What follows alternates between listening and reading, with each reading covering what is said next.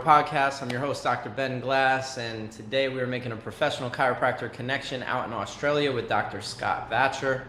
Scott, can you get us started by just introducing yourself, maybe checking in with what's going on in your life today, here and now, but also reflecting way back on what it was that attracted you to becoming a chiropractor and where you were at in life, and maybe a little bit about your upbringing as well? Ooh, all right, let's do it. I don't think you have to ask another question for the rest of the podcast. Let's do it. um, as mentioned, I'm in Australia. I've been here for just over 20 years now. I actually graduated from CMCC in Toronto, and 3 days later, I was in Australia and haven't left since. So, we might dive a bit deeper into that. But yeah, grew up in a place called St. John's in Newfoundland, Canada. Most people probably don't know where that is. Tiny little town. Had a great upbringing. Just beautiful. It's a great spot to grow up. I always wanted to be, growing up, a medical doctor. It's an interesting, and that's a good story as well. We'll get into that. So I was going to do medicine at home in Newfoundland, and through a series of events, life that happens, ended up going to CMCC, and then from there I'm over here now, and I did a locum, a few locums for about a year, about 2.5 years, and then bought a practice in 2007, and then since gone on to sell that practice about 18 months ago. So yeah, I've been there, done it all. Had a few associates along the way. Practicing probably 600-700 a week at its maximum, and now I'm back to solo practitioner. So yeah, been there, done it all. I think that's sort of the synopsis. And then if you want to dive deeper in anything, let me know. Absolutely. Yeah, I mean, just jumping from wanting to grow up a medical doctor to being at CMCC, obviously there was some pivot points there. There were some key moments in life that really helped you clarify what's going to be the best path or the path for you in that moment. Can you talk about what it was that attracted you to chiropractic, how you discovered it, and also like how maybe challenging it was for the people around you or for yourself to change paths and to not go the medical route, but to go the chiropractic route? So yeah, as I mentioned, growing up and through my high school and definitely university, medicine was the goal. So I did what was considered to be the pre-med degree in university. Did an honors degree in biochemistry, which we didn't have a pre-med, but that was, if you wanted to do med, that's where everybody was. And during that process, I applied for medical school the first time after my honors degree, which was 4 years, and didn't get in, but wasn't discouraged because about 90% of people, their first try, didn't get in. And then so I did my honors for a year and applied again. And during that process, during that 1 year of honors, I thought to myself, the original goal was, if I didn't get in after my honors, I was going to go back and do a master's for another 2 years and then apply again. But during my honors, I was like, oh man, I don't know if I can do another 2 years of research-based work to try again. So I just started opening the doors to something else. So I looked into everything health-related, occupational therapy, physiotherapy, chiropractic. Didn't really know much about any of them. And during that year, sort of whittled it down to, I was like, oh, this chiro thing looks kind of cool. So maybe I'll apply to that. I didn't bother with anything else. But in the background during that year, my mom was hurt. She was in a boating accident and hurt her back. Didn't think much about it at the beginning, but things progressed and got worse and worse. And within a few months, she was essentially bedridden. I remember she moved house, and I was helping her get the house ready and the painting. And I remember her clearly in bed telling me to go to the paint store and get this kind of paint and go to the thing store and do this. And so it's a pretty clear memory of her basically losing all function and just not doing well. And she'd gone down the medical route this whole time and was seeing the doctor time and time again, and nothing was really being done. And she was getting nowhere except taking heavier medications and getting worse. And so during that time, at one point, finally, her medical doctor said, and it was literally with like a, shh, don't tell anyone I told you this, but if I was you, I'd go see a chiropractor. And she didn't even know what a chiropractor was. She was like, okay, I'll look somebody up. Just happened to look up in the yellow pages. And through the process of going to see this chiropractor, after her first visit, she was able to walk out. And after 3 visits, she was about 95% better. So it's a real turning point for her, but also for me to just be in the background thinking, whoa, this thing really does have some clout to it. But I still didn't really know what it was. And so it came to the time of applications, and what had happened was it's amazing to think back. What had happened was I did get into chiropractic school. So I was thinking, okay, well, there's still my backup, but it's a really cool backup because of this thing that happened to mom. And then through the med school application, I got on the wait list. So, basically, I think they accepted 40 students a year and then 10 on the wait list or something like that. So it was there, and I was like, okay, well, you never know. I'll see what happens. And time got closer and closer to going to starting, and still didn't hear. So I was like, all right, let's do it. I'm going to Cairo. And so I moved from St. John's to Toronto, found a house, moved in with 2 fourth-year students, really cool guys. And then during the first week, I think it was about day 3, got the call from med school going, okay, you're in off the wait list. We need to know by end of day what you're going to do, because if you don't take it, then we got to go to the next person on the wait list. And this was like 3 p.m. and I had to tell them, this major life decision by 5 p.m. And I was like, holy moly. And so I called them and I said, okay, are you going to let somebody in by the end of the day? And they said, no, probably not. And I said, okay, can you give me till 9 a.m.? And they said, yes, we can do that. So, let us know overnight so that if you say no, then, at 9 a.m. we can let the next person know. So that was an interesting night. I called, everyone I knew. I sat down and I made a list, and I still have it somewhere. It was like pros for staying in chiropractic school and cons, basically, or pros for medical school. And when I sat down and wrote it out, I was blown away. Like the list of reasons to stay in chiropractic were 3 times longer than med, even though that was a dream of mine the whole time. And so I think the reason why that happened was so that I could always look back and say it was my choice, and not that it was by default that I did this. And 20 years later, it definitely probably the biggest, best decision I've ever made as far as, professional anyway. Having kids and getting married obviously are all the way up there, but on a professional basis, definitely the biggest decision I've ever made. Never looked back. And yeah, it's been awesome. It's been a good journey.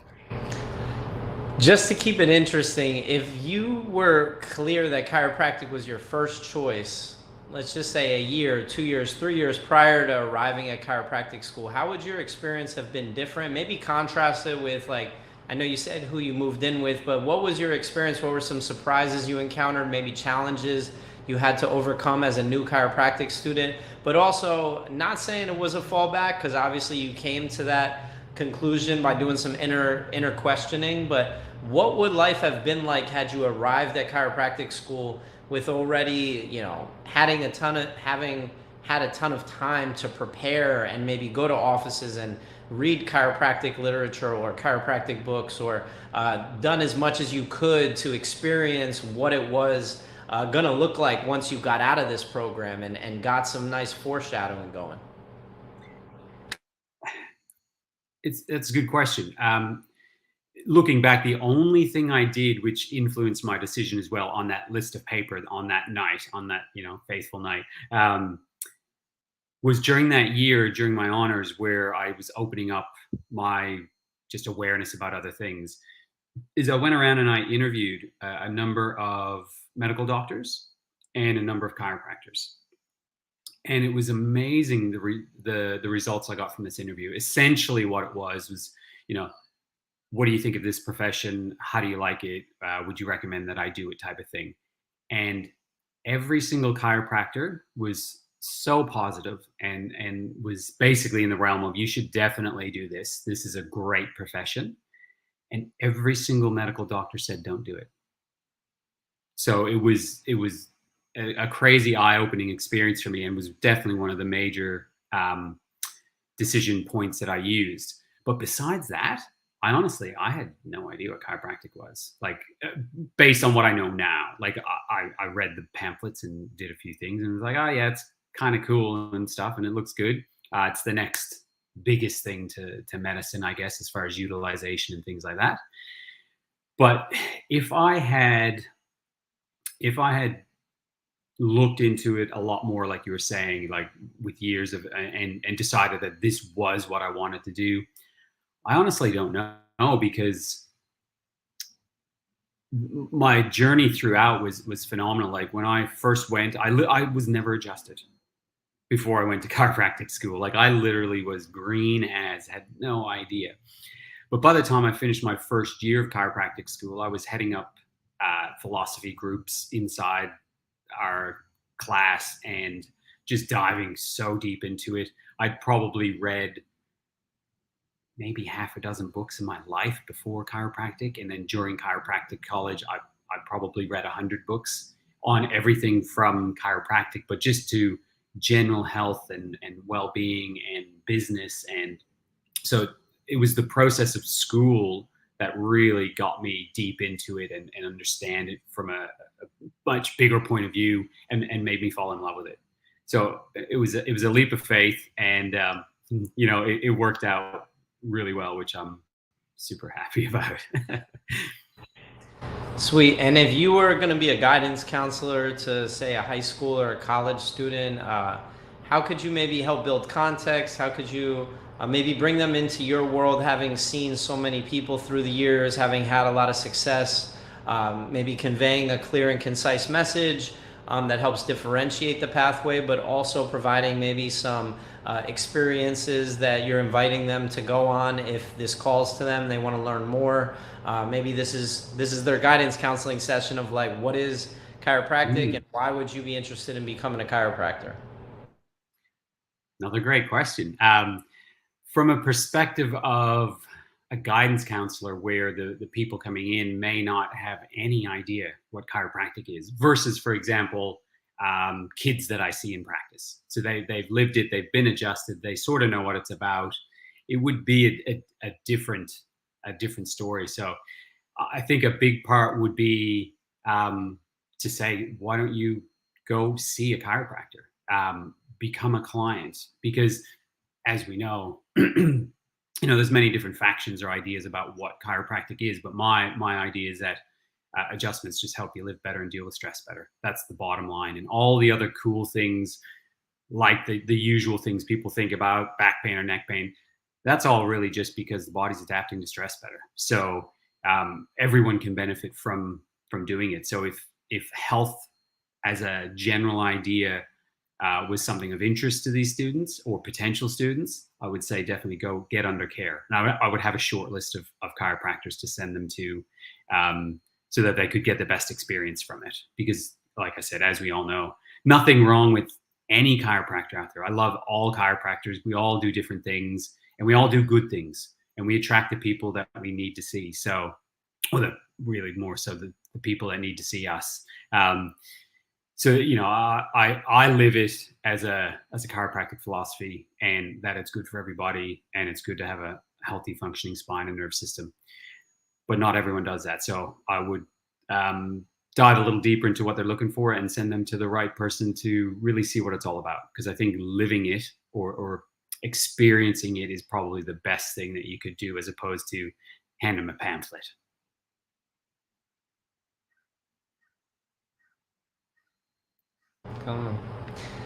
If you were having a conversation with somebody who's maybe a little more scientifically oriented, not that this may be the natural way that you lead in conversation with people, but can you maybe speak a little more specifically to how adapting to stress takes place as a result of seeing a chiropractor, just to keep maybe talking to them at a level where that they're in the books, they're in college, they're studying sciences, they're thinking they want to go in healthcare directions, and you're wanting to maybe just give them some little breadcrumbs that they could follow to go down, how the chiropractic sciences may be unique and different from some of the medical sciences that they're getting usually more exposure to? For sure. I mean, there's a few amazing researchers out there right now over my side of the world. I'm not sure.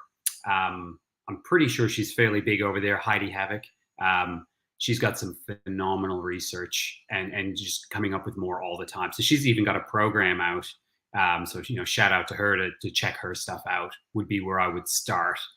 Because her research is so different than the usual. I mean, there is a lot of chiropractic research out there for really cool stuff.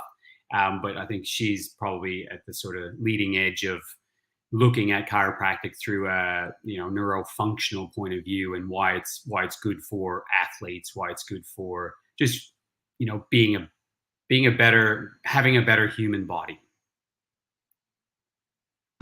Absolutely, yeah. The vertebral subluxation is obviously at the center of her research, and looking at somatosensory or sensory motor integration, and some of these fancier terms that are really the ways that we describe what we're saying, adapting to stress. Can you kind of walk somebody through your practice and maybe share some insights as to how you've practiced, or maybe how you started practicing and how it evolved, and tease out some of the details that are maybe unique to how you decided that you wanted to express chiropractic in your practice? Yeah, I guess I've had a bit of a journey in the beginning. Like I said, I locumed for a couple of years, and that was very interesting because you essentially just sort of jump into somebody's practice. Usually, you might have 5 minutes or an hour or two for them to sort of run you through how they do things, and you sort of follow suit. So, done many different sort of, I guess, sort of technique based, but then also scheduling based, and also sort of testing based. And a big part, I think, is seeing how few chiropractors out there actually do much testing. Palpation is important, but then taking in some of the technology that's out there these days. So in the more recent, I do postural photos, X-rays, and EMG, thermography, and heart rate variability. So I get a bigger sense as to a bigger picture, and that using that for educational purposes as well for the client, for them to go, what do you test? What is all this stuff? And how many times I've had clients in who've been to other chiropractors say they didn't do any of this stuff, and just are amazed at what's out there and what we can measure for. So yeah, I've been there, done it all, sort of thing. It definitely takes more work. Obviously, like a new client process is significantly more in depth and takes longer. But with that said, it sets them up for understanding more, so they can make an educated decision on how they want to approach their own healthcare, with a process that follows up with retesting. That's the one that I found is even more problematic for chiropractors, is even if they do tests at the beginning, there's no follow-up. There's no objective measure whatsoever as to, are you improving? People feel better, and that's fantastic, right? Absolutely. When I talk to people in the report, I say, our goal is two. There's two goals that we want to achieve. One, of course, is we want you to feel better as quick as possible. The second one is we want to make sure your body's adapting to stress better, and so that you can have a longer, healthier life. Basically, you can live better and feel better for longer. And people get that. And a big one that I've had a big focus on more recently is posture. Just again, the research on posture is pretty clear that posture has a huge effect on essentially every aspect of your life. And people get posture. People really understand it from a basic point of view. Like, oh, I know my posture's bad. Like, I don't know how many people as a new client in the last year, say, coming in with one of their major concerns is just, I've got bad posture. Not necessarily with any other complaints, but I know I need to improve my posture because I don't feel as good as I should. So it's been really cool to, I guess, by doing what I do for so long, having now people understand a little bit better about, yeah, go see that guy. He'll help fix you up type of deal. And in reality, I'm fully okay with that. I don't educate people as much on vertebral subluxation complex. I actually don't even use the word in practice. Um, Fully believe in that as a process, but I just don't think people care enough. I think we need to. No, not we. I'll speak for myself. I found that because I used to do that for a decade, and by getting away from it a little bit and really just focusing on them a little bit more and talking to them about their needs and wants, but always drawing it back to just chiropractic instead of the fancy verbiage. I found that works significantly better for me. But hey, I love it when I just had a new client yesterday who had been to a few chiropractors, and I was doing some exams, and they're like, "Oh, is that a subluxation there?" I'm like, yeah, you chiropractors talked about that. That's fantastic. And so we had a little bit of a chat about it. So I love it, but I just don't tend to use it on a day-to-day basis. And sorry, go ahead. No, it's great. I think that just to center our voice on the chiropractic student, and I really am just trying to build insights into exactly how you're talking to people. And so I really appreciate you teasing out some details there. It's very valuable for students to listen to you and really listen to what your experience is like of really centering the patient.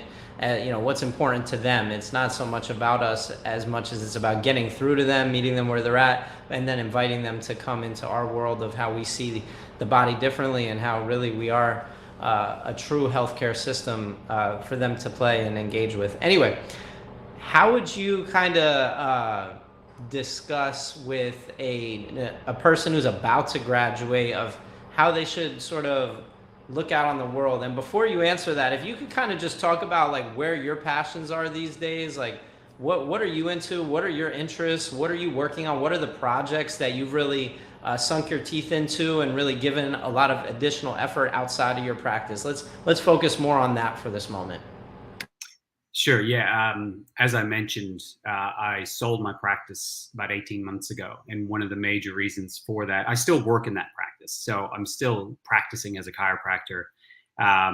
Still see, some clients that I've been seeing for 15, 16 years, some of them basically right from the beginning.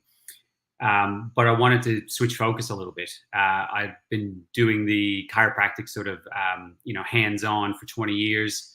And just wanted to help the profession and change up what I'm doing, keep it fresh and different. So I've, started some other things. I've written a book. It's called Move It or Lose It. Basically what that book is a whole bunch of chiropractic philosophy stuff, but it doesn't talk about chiropractic. So it's a way to portray the message to the public in a way similar. Like I said, I don't use subluxation in the practice. I didn't use many terms of chiropractic or subluxation at all in the book, but it talks about the body healing itself and the process of movement and posture and how important that is for the body to work properly, and then goes through a process of exercises and stretches that people can do. So it was a way for me to reach out to the public that I could extend it beyond my four walls, right? So that book's been, read in many, many different countries of where, obviously I would never be able to see them personally as a chiropractor, but it's been able to reach out and touch them in a different way. So writing that book and then the online programs and things that go with it was a big ordeal. And then from there, I decided actually to extend out into the chiropractic profession. I started a company called the Authority Co. And that helps chiropractors to establish authority within their communities, because I think that's a big missing part in two ways. One, sometimes I believe that we don't. One is to help get it out to the public so that they can understand that we do know what we're talking about when it comes to health, when it comes to longevity, when it comes to, just helping people live a better life. And so that's another big thing that I'm diving into at the moment, where I'm helping people to establish their own authority in their communities, specifically for chiropractors. So perfect for new chiropractors or chiropractors who are looking to mix up their marketing to become an authority. So that's what I've been doing the last couple of years. Sweet. Well, I appreciate it. It's important that we ask new questions of ourselves and take our success and try and become more significant. That's how I heard it put recently, is like going from success to significance. Um, if you could maybe touch on what your observations of chiropractic in Australia are, and maybe some of the opportunities that have emerged in recent years. I know there's a new Australian chiropractic college that was recently started. I don't know if you're involved or if you've observed what they're up to over there, but maybe you could just touch on the awareness that you have of that for people that are in that part of the world. And then any other resources that are Australia specific, just because, as you said, you've been there for so long, that you're probably well aware of what are the resources available within the world of Australian chiropractic communities. Mhm.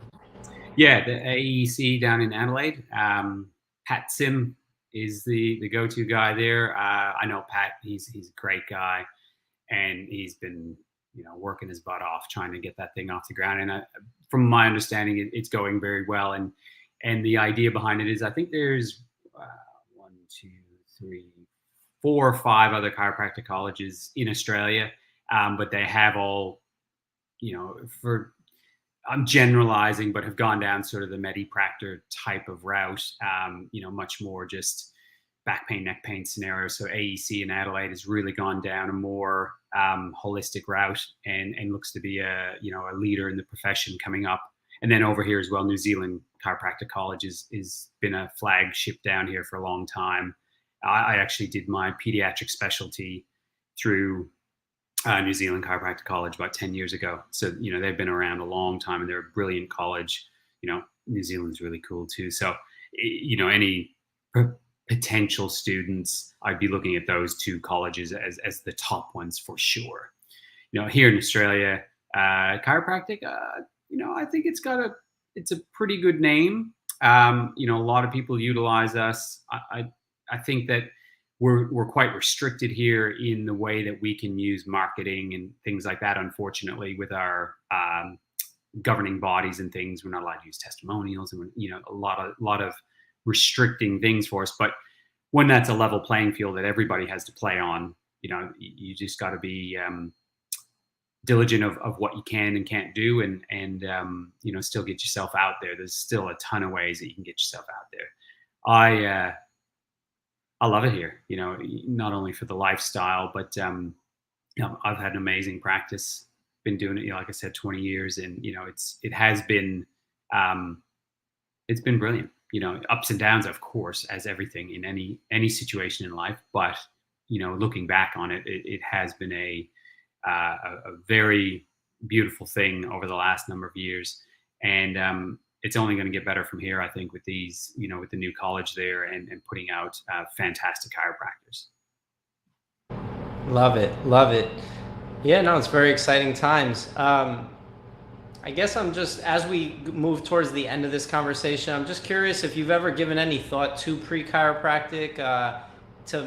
In my personal opinion, this is the first time that it's ever really been focused on and tried to be given some structure of what it could look like if we were to create pre-chiropractic programs for students, whether they're in Australia, New Zealand, a new country that is bringing chiropractic education to their country. But I'm just curious what your thoughts are on how that could maybe change our profession, change the student experience within chiropractic education, or just change the way that offices are supporting students who want to go become chiropractors after they find that out. Yeah, I think if there was an organized approach to it, it could be significant. As we said earlier, with if I was a person talking to students about it, if there was a program that I could send them to, if there was a way that it was structured, instead of me having a little napkin that I wrote some doc's name on to say, why don't you go see this guy, instead having a devised planned out, thought out process for people, I think it could dramatically change the scope of who we get in as chiropractors. Because look at me, I mean, I consider myself a pretty good success story, but it was totally by fluke that that I decided to do chiropractic on a whim that night. I could have been 20 years into my medical profession right now. So to have something like that would be brilliant, and maybe chapters of it, like having a core program, but then chapters where you could have one in Australia, you could have one in New Zealand, you could have one, anywhere where there's Spain, all these fantastic places. It could be brilliant to have a core curriculum and then a more local curriculum. Yeah, game changing. So it's super cool stuff. Sweet. Well, I thank you for taking the time today to just share some insights with any prospective students out there. If they want to connect with you, I'll be sure to let them connect with you. Is there any final messages that you want to share that you found success with, or any final messages that you want to send to the student to really keep them aligned and centered on their own path, and maybe just give them some words of encouragement or guidance or support on maybe what you would do if you were in their situation, thinking you wanted to go to chiropractic school, or maybe if you were in chiropractic school, you could pick one or the other, or speak to both? Yeah, I mean, briefly, with people who are considering chiropractic, is do some research. Really do more than I did. Bottom line, for sure, because it is a great profession.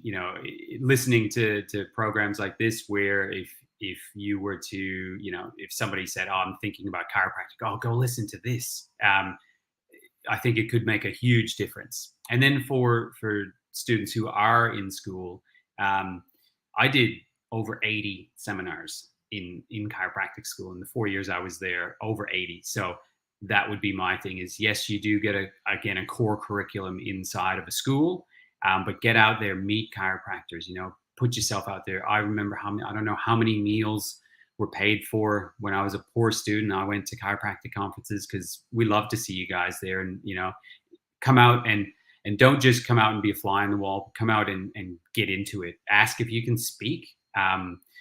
Make a name for yourself before you're even started, because I don't know how it is over there, but one of the big issues here is actually finding chiropractors. There must be hundreds of associate positions available over here. It's difficult to fill them. So if you have your name out there and you know of a person that you want to maybe associate with, or actually just be affiliated with in some way, get in there and just talk to them, because if somebody like that came up to me, I'd be more than willing to break bread, share, get you on as an associate, or whatever the case might be. So yeah, just get yourself out there.